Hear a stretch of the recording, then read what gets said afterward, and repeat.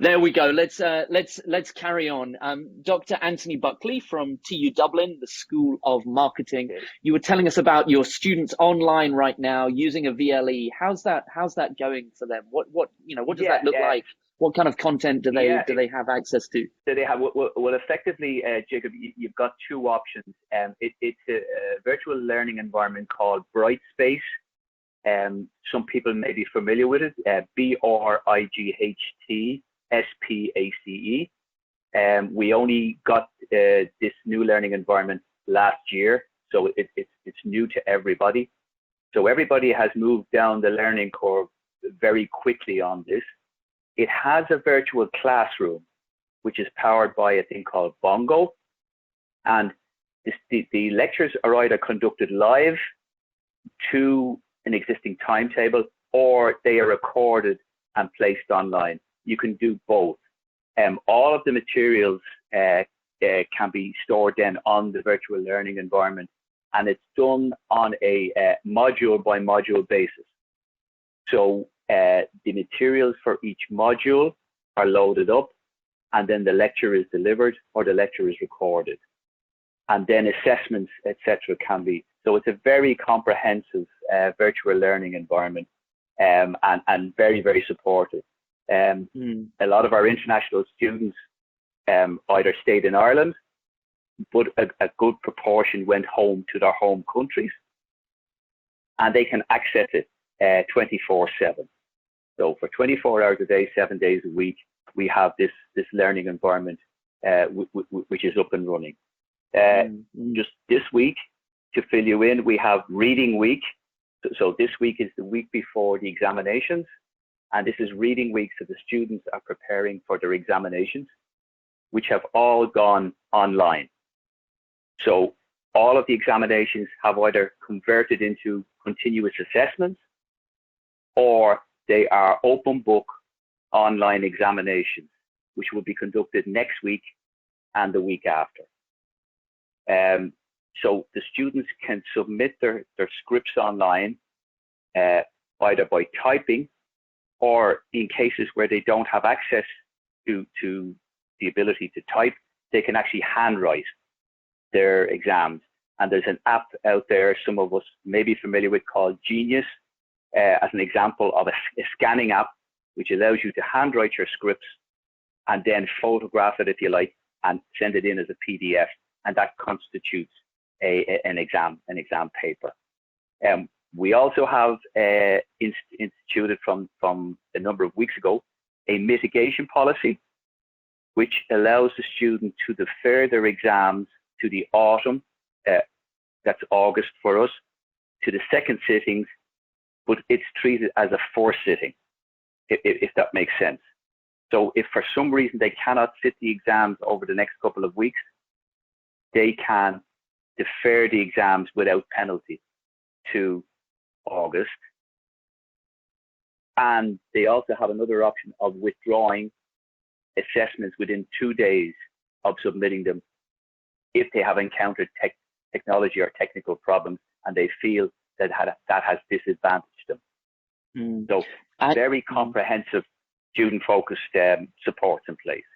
Yeah, Anthony, that's great to hear. So really, really very quickly moving everything online, and providing a really comprehensive online offering for students. That's fantastic. And look, I know from the international office, the admissions staff, across the university, university staff are working from home, and all that access, the access to all of the support that TU Dublin would normally offer is available, virtually on the phone, and that's the same is true for students in the business faculty, I'm sure. Well, very much so. As I say, the business faculty, one of the things, Jacob, that we do get to do because of the way we're structured with the small classes, we do get to know the students very, very well, and that's what I'd like our colleagues around the world really to take away from this as well. Most students will not be sitting in a class of more than 40, 50 people, absolute maximum. We don't have a room in our building which takes more than 100 students. So we don't do big groups. It's as simple as that. We do small groups, and therefore we get to know the students very, very well on a very personal level. So it's a particular style, and that has helped greatly now that we've moved online and moved into the virtual world.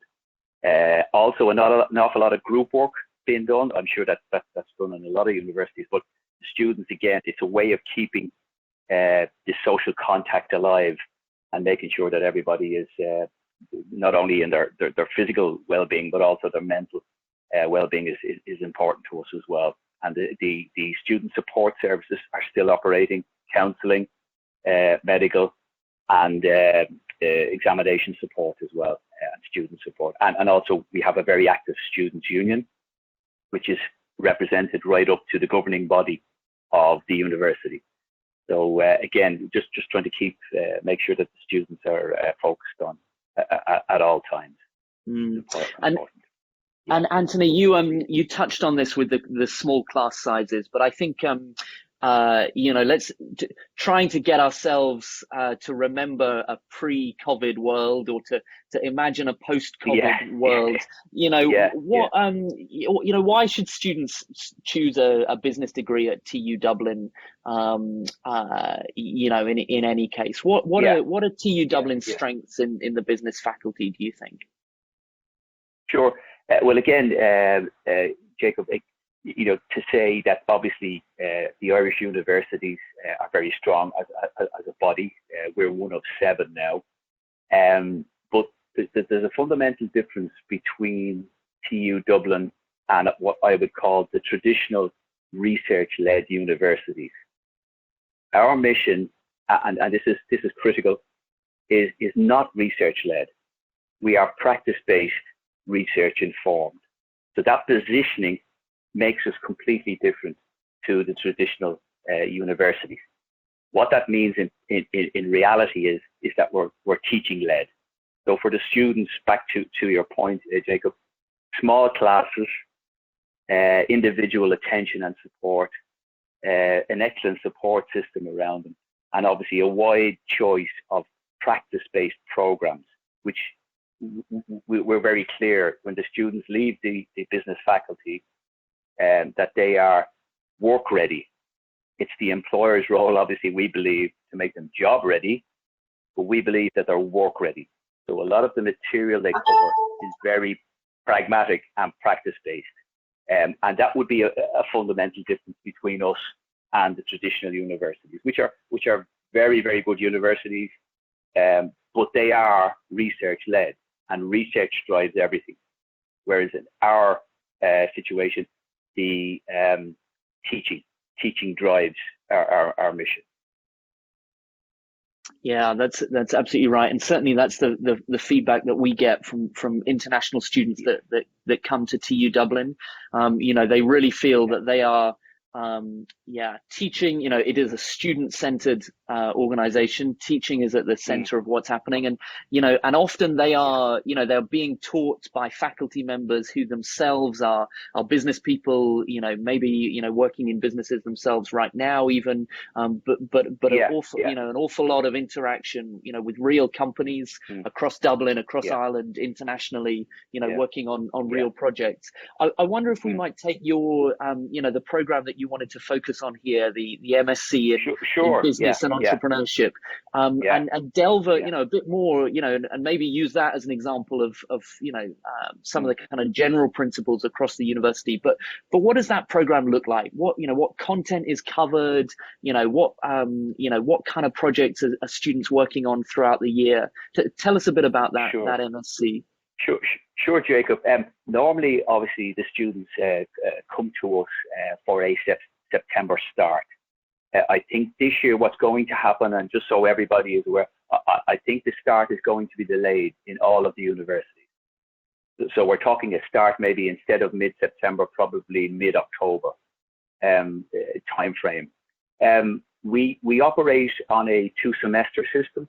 So we have a semester between September or October and December, and then January to May. So 2 semesters, and then with a mini dissertation to complete by August. So the first semester, really is all about learning the basics of business and entrepreneurship. We take in students onto this program only from non-business backgrounds. So it is what we would call a conversion course. And I have been running this program since 2006. And it's a wonderful program in the sense that I take people from any background, as long as it's not business, because we want everybody to start at the same point. So we have students from all around the world with science, arts, engineering, linguistics, humanities, social science, and the philosophy behind the program is that diversity breeds creativity, and we see this once the students begin working in groups from different backgrounds, different cultures. I think the only continent in the world that we haven't had a student from is Antarctica. So I don't think we have an office there, Jakob. Nobody from there on the line, I'm afraid. Nobody from there, and I'm still searching. If I could find somebody, then I could say we taught people from every continent in the world. But literally, we have students come to us from literally every corner of the world: Far East, Middle East, the Americas, and Europe as well. And you get this fantastic melting pot of attitudes and backgrounds, and we work together in groups. First semester is all about the building blocks.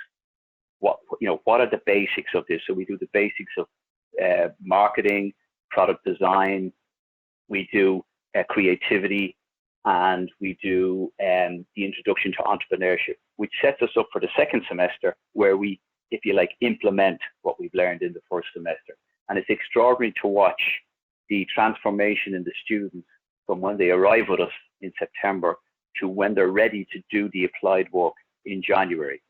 So we do, for example, a consultancy project, which the students in groups advise startup companies. And you're probably saying, wow, they've only done a few months, but they are heavily mentored, and we work very closely with them. And obviously we don't allow them out to do something that they're not comfortable with.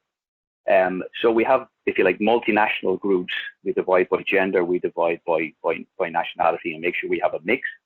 And they then produce a consultancy project for our startup companies. Now, we have in the university the most successful incubator in the university system in Ireland in terms of number of startups and number of continuing companies. And they work with those companies. So again, a lot of coaching, a lot of mentoring, and the whole idea is to build confidence. And it's extraordinary to watch somebody who's maybe arrived into Ireland not overly confident in their English, actually advising companies in the second semester. And it's wonderful. As well as that, we also learn the basics of business. So it's business and entrepreneurship, not just entrepreneurship, because we believe it's about learning how to scale a business. And we talk about it maybe in three ways. We talk about learning the mindset, the skill set, and the tool set. And I think that's really important, because without one of those missing, you get an incomplete education. So again, back to this practice-based, pragmatic approach to teaching. So it's about kind of doing, learning, and reflecting on what they do. And then we call this the practice-based approach to teaching entrepreneurship, which would have been popularized by universities in the US like Babson College, Stanford, Berkeley, and Harvard and MIT. So again, we keep very good company, I think, with the program that we actually teach. So Anthony, I think would be familiar with the mindset and the skill set. Yeah. How you approach things. The skills you have. What's the tool set? What's the tool set that you that's a really interesting one, Jacob. I'll give you just forward, and I'll come back to that. We've just finished our one of my students who started on this program has just finished his PhD on digital entrepreneurship. He arrived to us, he was a successful online entrepreneur as it was, and we've just developed a whole set of tools for pure digital entrepreneurship businesses. which again we're building into the course as we go along. I think we're the only people actually doing this that I'm aware of, certainly in our part of the world. But the tool set, Jacob, would be around, if some of the people on the line would be familiar with the whole lean start approach to setting up businesses, this experimentation, and then iteratively moving along till you kind of get a business model which works, and then nailing it and scaling it once the business model works.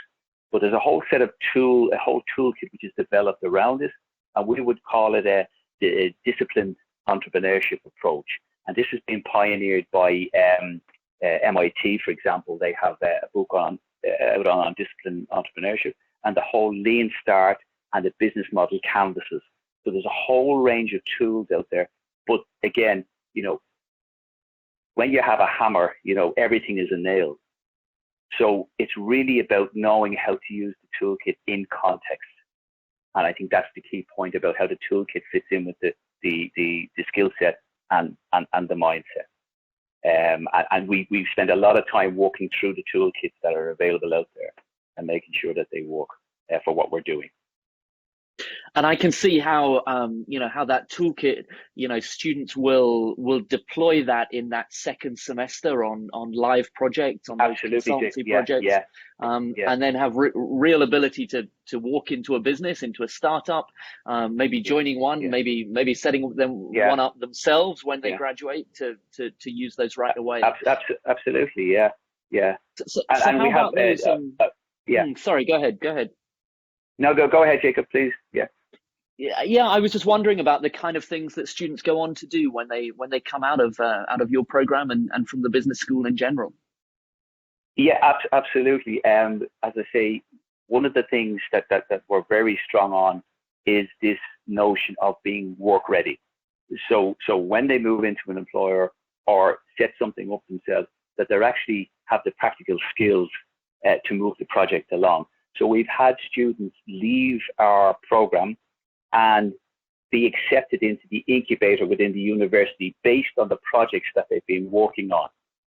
And they take that on. Now, just to give everybody on the line an example, if they make it onto this program, and it's by selection from the university, but it's funded by the national organisation called Enterprise Ireland, which is the government economic agency for entrepreneurship, they get €15,000 to help seed and move the business along. And then in the incubator, we take them through a kind of a buffering process where we develop the project with them, but also then a bridging process to make the connections back into the real world, including with venture capitalists, with people who can get them resources and funding. So that's one route we encourage them down, and we've had a good number of students on the program, national and international, who've gone through this incubation process. Some have started their own businesses. Quite a lot of them actually, because of their varied background, given their undergraduate degree, which I would hope and think that a lot of students, particularly doing science and arts and humanities, would be passionate about what they do. So they have an undergraduate degree, which they mostly enjoyed and loved. And now they have a business qualification. So here we are, somebody with an undergraduate degree in a specialty that they're enthusiastic about, and a business degree, which is a tremendous combination. And what we're finding is more and more of the management consultancy companies are looking for this diversity in background. They don't just want people who've gone through the traditional routes. So we had as an example, we had a number of years ago, a student who came to us with a degree in landscape architecture. They ended up doing their masters, and together, taking those, they ended up getting a job with one of the big consultancy practices. And we have them all in. We have a jobs fair, Jacob. We had 34 employers at our jobs fair before COVID in February, and we turned away another 20. at the time. So it was very, very buoyant. Obviously, COVID has changed the game a bit, but having said that, people are now looking for these graduates who have a mix of an undergraduate degree in anything, as long as they have an honours degree, plus this master's qualification, which is obviously respected around town now at that stage. So they've either gone on that route or on into the profession, some of them, and we've had quite a lot of startups as well out of this, and a lot of people going through a further incubation process. So the outcomes have been very successful out of it, yeah. Anthony, that's great to hear. I'm gonna stop the recording in a moment, but if you would be happy to stay on the line for a couple of minutes, I know that we have some questions. Any kind of final thought from you though that you'd like to share, before we open up for questions via chat? Anything that you'd like to share, about the university or about what students should think about who are considering coming for this autumn, in these strange times. And Jacob, we're all living in a great degree of uncertainty at the moment, but can I just maybe make everybody clear on what's happening here in Ireland? There is in progress at the moment a 5-phase plan to bring the country back to normal. The 5th phase, which will commence on August 10th, is to open all schools, third-level bodies and adult education centres can reopen on a phased basis to prepare for the upcoming academic year. Now, barring there's a second wave of COVID sweeps across the country, the plan is clear. From the autumn, we will be in business. We'll be back in business. So again, I will be updating Jacob and updating the network on what's going on. But at the moment, we'll be back and ready for business. So I would actually encourage everyone, if they have students who are interested, we'd obviously be very interested in talking to them about starting from the autumn.